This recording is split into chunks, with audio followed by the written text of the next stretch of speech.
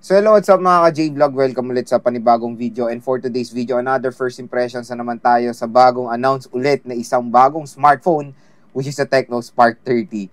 Okay kaya to? Tara mga ka-J-Vlog, check natin.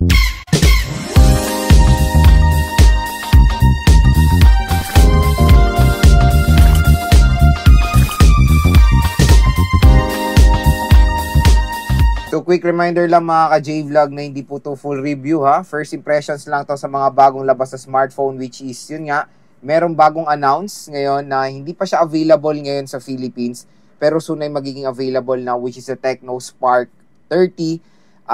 Unang lumabas nga dito is the Tecno Spark 30C, so inuunti-unti ni Tecno yan at meron na tayong bali-balita sa Tecno Spark 30 na soon lalabas na yun sa Philippines. At nakita ko yung post ni Tecno na yung Transformer Edition, si Bumblebee tsaka si Optimus Prime. Napakaganda mga ka-J-Vlog. So, ayun, yun yung tina-target kong kunin, the Transformer Edition. Napakaganda nun.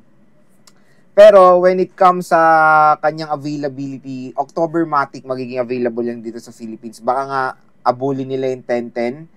Kasi yung Infinix Smart 9 lumabas na, paunti-unti na rin si Infinix, si Itel. Grabe, ang daming entry-level budget smartphones today na ang gaganda i-review. So, stay tuned lang dahil i-review natin yan isa-isa.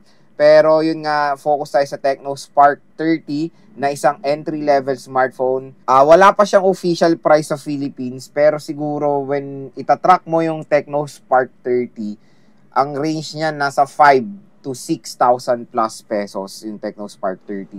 So hopefully ganyan pa rin yung price, di ba? Ng Tecno Spark 20. So hopefully ganyan yung price ng Tecno Spark 30 at minsan bumelo 4,000 pa yan pag launch date, kaya abang-abangan nyo na lang. Focus tayo sa specs nitong smartphone na to. Same din sa 30C, circular camera module na rin ng Tecno Spark 30 with the 64 megapixel main camera at may bali-balita nga na nakikita ko rin sa ibang site na Sony sensor na ang ilalagay sa 64 megapixel camera neto. So hopefully matuloy yon, or malay mo totoo na talaga, pero hindi ko alam kasi iba-iba yung ng specs sa ibang site kasi siguro depende rin sa region. Kasi 'di ba minsan pag region is iba yung specs na na-offer sa Philippines compare sa ibang region. At yung selfie camera kanya or yung front camera is 13 megapixels. Screen naman meron siyang 6.78 inches IPS LCD display. Ang resolution niya is Full HD Plus 1080 by 2460 pixels na naka 90Hz screen refresh rate siya. So kung mamaya magbibigay ako ng thoughts ko about diyan sa chips, sa OS out of the box sa Android 14 siya. Syempre, chipset is MediaTek Helio G91 na merong octa-core CPU na merong clock speed up to 2.0 GHz sa GPU na Kamali G52 MC2 siya. Meron siyang stereo speakers at pagdating sa battery, meron siyang 5,000 mAh na removable battery na merong 18-watt fast charging. So yan, nalaman nyo na yung specs ng Tecno Spark 30, yung possible price and of course yung possible na availability na itong smartphone na to. Next is gusto ko share agad-agad yung first impressions ko dito sa smartphone na to. Number 1 dito mga ka-J-Vlog is yung kanyang doon tayo sa display muna. Sa display, for me is all goods. As long as Full HD plus 1080p. Yun yung maganda doon. Full HD plus 1080p, 2460 pixels.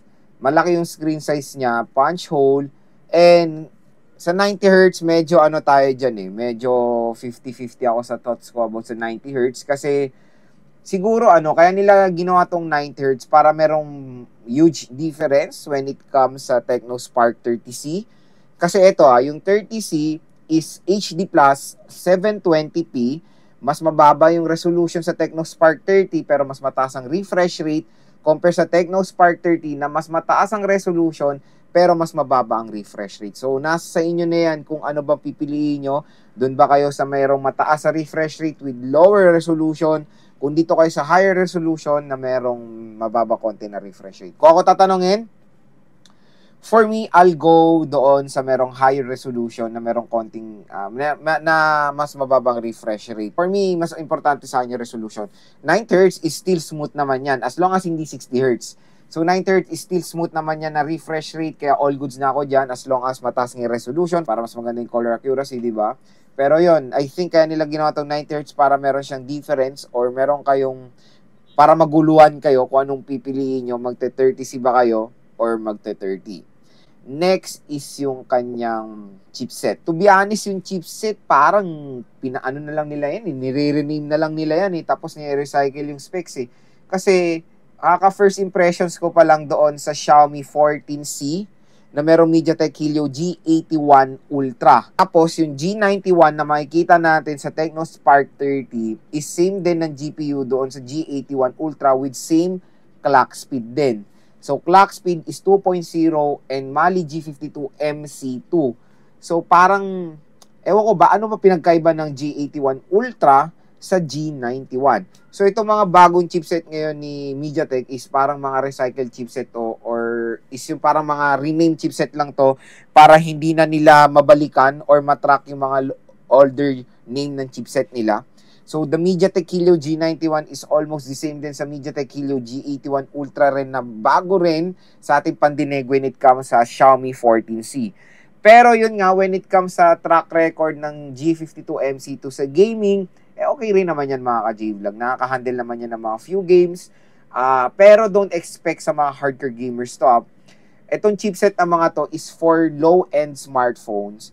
Pero hindi sila mabagal. Still snappy, pero hindi sila naka-design for mga hardcore gamers na sobrang gusto ng smooth sa isang smartphone. Siyempre, always expect kung magkano lang talaga itong smartphone na to. Siyempre, manage your expectation, kumbaga. Next, sa camera. Sa camera, 64 megapixel, which is a huge, it's a good, naman din yan, addition. Pero yun nga, may nakikita ko sa ibang site na Sony sensor daw ito, pero sa ibang site wala eh. Pero hopefully, tingnan natin pag lumabas dito sa Philippines, baka kasi iba-ibang mga region. So hopefully, Sony sensor nga yung main camera ng Tecno Spark 30. Next, mga ka-J-Vlog, sa battery. Battery is 5,000 okay. 18 watts, medyo, na ako dyan, 50-50 ulit. Hindi pa nga natin alam yung official price nito sa Philippines. Kung 4 plus or 5 plus is 18 watts, okay yan.